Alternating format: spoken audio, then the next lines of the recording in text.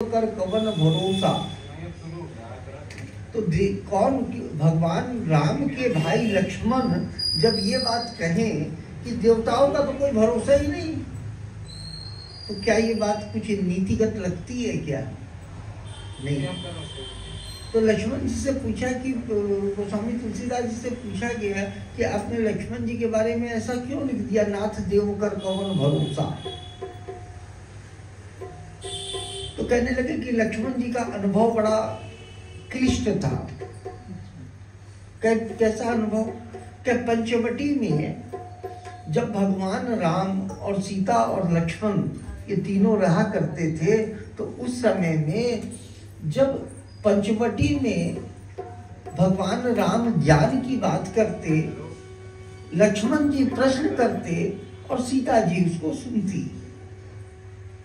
जब ये तीनों ही ज्ञान वैराग्य और ब्रह्म ज्ञान के विषय की बात करते, तो जब इतनी अच्छी कथाएं वहां पे राम ने सुनाई पंचवटी में, और उसके बाद भी सीता का हरण हो गया।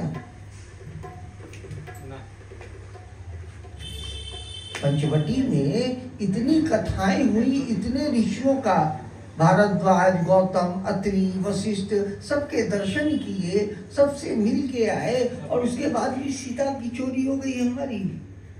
तब कहते हैं लक्ष्मण जी, नाथ देव कर कवन भरोसा।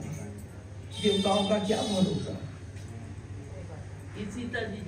सीता जी चोरी हो गई, इसलिए तो गोस्वामी जी ने उसका उत्तर में ये कहा कि ऐसा है कि जब हम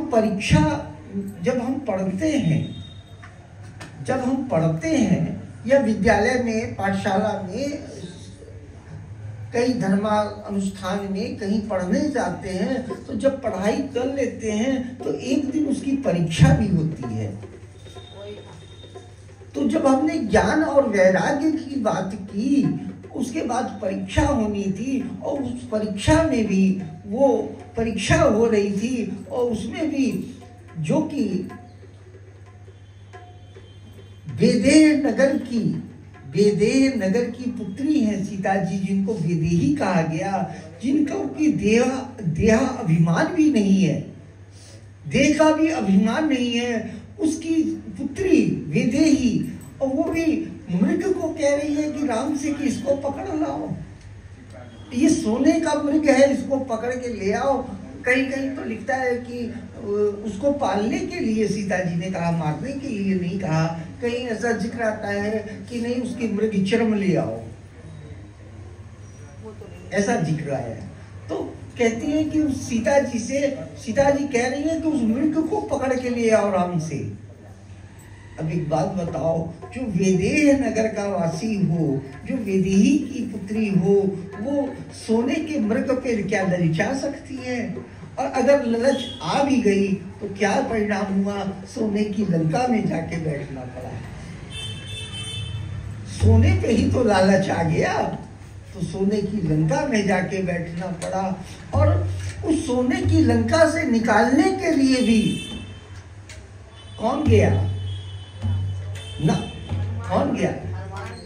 कनक वर्ण तन तेज विराजा। कनक वर्ण, हनुमान जी का कैसा वर्ण है? कनक का मतलब सोने के समान। उस सोने की लंका से, उस सोने के लालच में सोने की लंका में गई, और उस सोने की लंका से निकालने के लिए हनुमान जी जैसा व्यक्ति गया। कौन? कि कनक वर्ण तन तेज विराजा, मतलब हनुमान जी भी कनक के समान है, सोने के समान जिनकी चमक है, ऐसे हनुमान जी। तो जब हम भक्ति और ज्ञान और वैराग्य के बारे में बात करें, जब हम कभी भी कथा में, सत्संग में जाएं, तो परीक्षा तो होगी ही। आज इंद्र ही परीक्षा ले रहा है कि देखो कितने प्रेमी हैं जो रोज आने वाले हैं, और जो आने वाले हैं वो आएंगे, और जो नहीं आने वाले हैं वो परीक्षा में अनुत्तीर्ण, या बहुत रसिक हो गए तो उनको भी कच्छो नथी पास किया जाएगा। आएंगे, देरी से आएंगे, तो पता लगा 5 उत्तर की जगह 3 ही उत्तर को लिख पाएंगे। अगर 3 घंटे का पेपर है और मैं 2 घंटे में पहुंचूं वहां पे, तो 5 प्रश्नों की जगह 3 ही प्रश्नों के उत्तर लिख पाऊंगा, 2 के लिख पाऊंगा, तो पहली कथा तो उनसे छूटी गई। चलिए